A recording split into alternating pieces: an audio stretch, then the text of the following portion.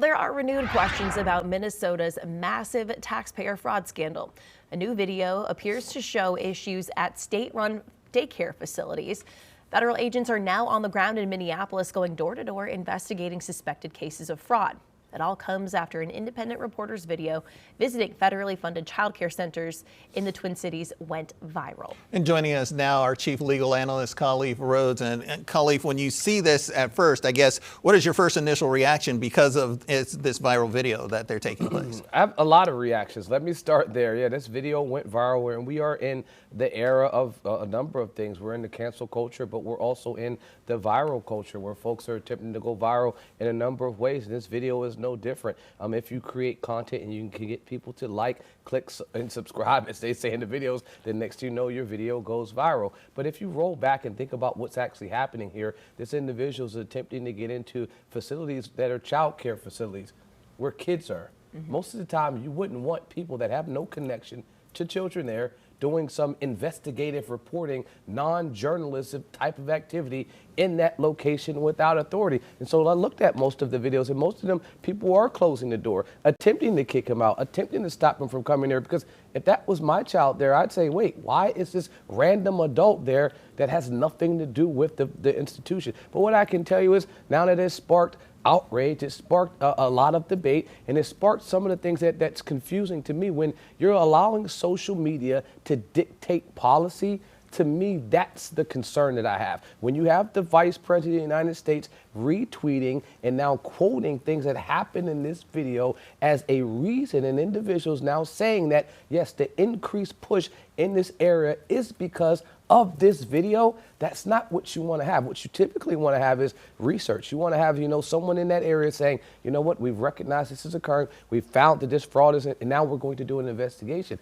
This right here seems to me like a witch hunt. And now if you're looking for something to try to smoke folks out, you'll find whatever you want. But to me, it's problematic and concerning at its best. Well, so this is just the latest in a lot of accusations going on in Minneapolis. The first real headline back in 2022 with COVID relief programs.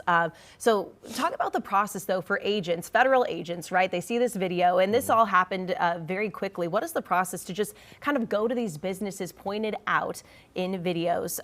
Do they need warrants? Can they just show up because they are a part of the FBI? Yeah, I mean, you can, in the course of an investigation, it's just like anything else. They'll have to do their investigation, and if their investigation unpacks and leads to something else, then at that point, yes, they will go and get a warrant to go and enter the premises of a number of these locations. The issue is that most of these aren't privately held. These are state-run facilities, and so there will be inner working and not siloing off of state and federal agencies, and I think that's where you'll have the problems, because then you'll have the governor making comments about what's happening there, but then you also have the president making comments at what's happening there, which to me seems like neither one of them are talking. And if you wanted this to be the most efficient way, typically if you have these concerns and you bring in federal agents, they would work hand in hand with state and local authorities to try to figure out, well, what's happening, or at least try to get cooperation so they can do an investigation that's unencumbered with, the normal bureaucratic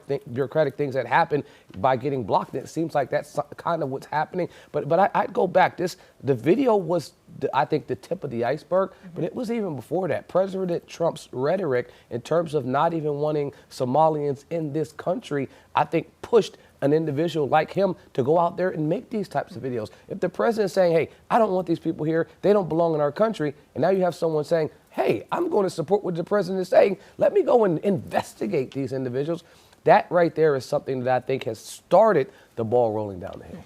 Oh, one last question for you, Khalif, as we wrap up. Does this set precedent, though? Because if you start seeing one person do a viral video and then they got traction, then what's to stop the next person from saying, okay, I'm going to do a viral video and I'm going to get traction on a whole bunch of other different issues? Absolutely nothing. I mean, I think this is something that we're a viral society. People are trying to find ways, because money's connected to it. Anytime there is money connected to a thing, people are going to find ways to monetize it. And I'm not knocking the individual for doing that. Hey, you went viral, congratulations. But I will put children's safety above anything going viral. And so as long as they put safeguards in place to ensure that no child is going to be harmed or, affected during that investigation, if that's what we're calling it, then, hey, I'd say best of luck to you. And if it does find something, if his investigation started, a deeper, investigation by federal agents and you uncover and unpack something, hey, congratulations. But make sure that you're following the rules and regulations that are in place to ensure that you have cooperation on both sides. All right, our Chief Legal Analyst, Kali Frodes, weighing in on that for us. Thank you so much. Queen City News Plus. Just search Queen City News on your smart TV's app store.